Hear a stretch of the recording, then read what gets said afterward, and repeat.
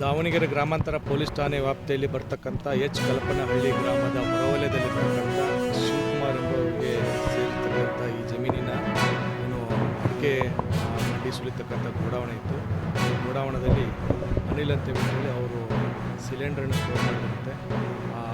Store ಮಾಡಿರ್ತಕ್ಕಂಥ cylinder ಇವತ್ತು ಮಧ್ಯಾಹ್ನ ಸುಮಾರು ಪೊಲೀಸರಿಗೆ ಮಾಹಿತಿ ಪ್ರಕಾರ 2 ಗಂಟೆ 20 ನಿಮಿಷದಲ್ಲಿ ಸಣ್ಣ ಸ್ಫೋಟವಾಗಿದೆ. ಆ ಸ್ಫೋಟ ಒಂದಕ್ಕೂ ಸುಮಾರು ಸಿಲಿಂಡರ್ಗಳು ಇಲ್ಲಿ ಸ್ಫೋಟ ಆಗಿದೆ ಅಂತ ಬಿಟ್ಟು ಮಾಹಿತಿ ಮೇರೆಗೆ ನಮ್ಮ ಎಲ್ಲ ಗ್ರಾಮಾಂತರ ಇನ್ಸ್ಪೆಕ್ಟರು ಮತ್ತು ಫೈರ್ ಟೆಂಡರ್ ಇಮಿಡಿಯೇಟಾಗಿ ಕರೆ ಕೊಟ್ಟು ಫೈರ್ ಟೆಂಡರ್ ಬಂದು ಎಲ್ಲ ಇದನ್ನು ಸಿಲಿಂಡ್ರ ಏನು ಸ್ಫೋಟಗಳು ಎಲ್ಲ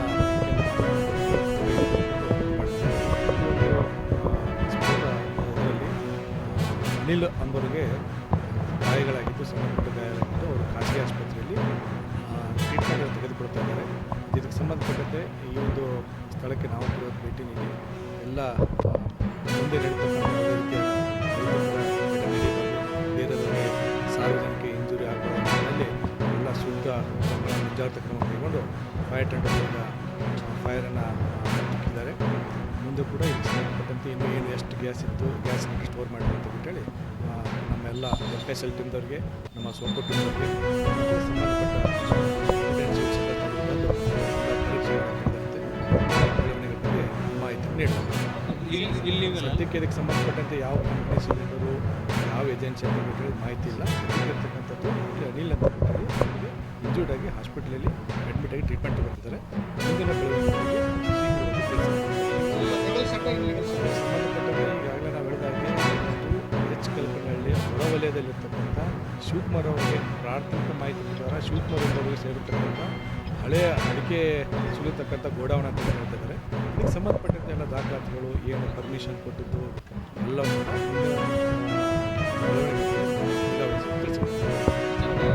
ಒಬ್ಬರಿಗೆ ಗಾಯ ಆಗಿದೆ. ಅವರು ಕೂಡ ಖಾಸಗಿ ಆಸ್ಪತ್ರೆಯಲ್ಲಿ ಚಿಕಿತ್ಸೆಯನ್ನು ಪಡೆದುಕೊಳ್ಳಬಹುದು. ಮುಂದಿನ ಬೆಳವಣಿಗೆ ತಿಳಿಸ್ತಾರೆ.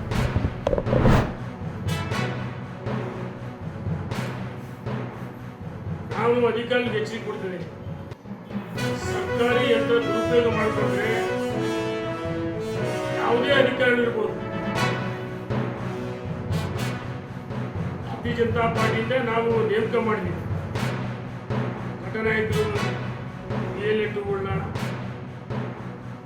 ನಾವು ಏನು ಪಟ್ಟಿ ಕೊಟ್ಟಿದ್ವಿ, ನಮ್ಮನ್ನು ವಿಶ್ವಾಸ ತೆಗೆದುಕೊಂಡು ಸರ್ಕಾರ ಇದೆ ಏನಾದರೂ BL, ಯಾಕಂದರೆ ಅತಿ ಸೂಕ್ಷ್ಮ ಮತಗಟ್ಟೆಗಳು ನಿಮಗೆ ಗೊತ್ತಿದೆ. ಅತಿ ಸೂಕ್ಷ್ಮ ಮತಗಟ್ಟೆಗಳಲ್ಲಿ ಕನಿಷ್ಠ ಒಂದು 15,000 ವೋಟ್ಗಳು ಮೈನಸ್ ಆಗ್ತವೆ. ಮತದಾರ ಪರಿಶೀಲನೆ ಎಲ್ಲೋ ಒಂದು ಕಡೆ ಸರ್ಕಾರಕ್ಕೆ ಭಯ ಬಂದಿದೆ. ಹಲವಾರು DK ಶಿವಕುಮಾರ್ ಹೇಳ್ತಾರೆ, ಸಿದ್ದರಾಮಯ್ಯ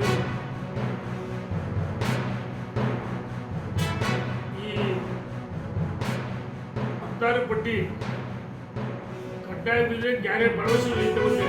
ಇದು ಒಳ್ಳೆಯದಾದ ಮುಖ್ಯಮಂತ್ರಿ ಹೇಳಿದಿರಿ, ಸರ್ಕಾರ ಇದೆ, ಕೇಂದ್ರ ಸರ್ಕಾರ ಈ ಹಿಂದೆ ನಿಮ್ಮ ಕಾಲದಲ್ಲೂ ಸಹ ಮತದಾರ ಪಟ್ಟಿ ಪರಿಷ್ಕರಣೆ ಆಗಿದೆ. ಅನಗತ್ಯ ಆರೋಪ ಮಾಡೋದು ವೋಟ್ ಚೋರಿ. ವೆಸ್ಟ್ ಬೆಂಗಾಲ್ ನಿಮ್ಮ ಕಥೆ ಏನದು, ಯಾವ ರಾಜ್ಯ ಕಾಂಗ್ರೆಸ್ ಹಣಬಲ ತೋಳ್ಬಲ ಅಧಿಕಾರ ಯಂತ್ರ ದುರುಪಯೋಗ ಮಾಡ್ತಾರೆ. ಭಾರತೀಯ ಜನತಾ ಪಾರ್ಟಿ ಮೇಲೆ ಆರೋಪ ಮಾಡ್ತೀರಿ.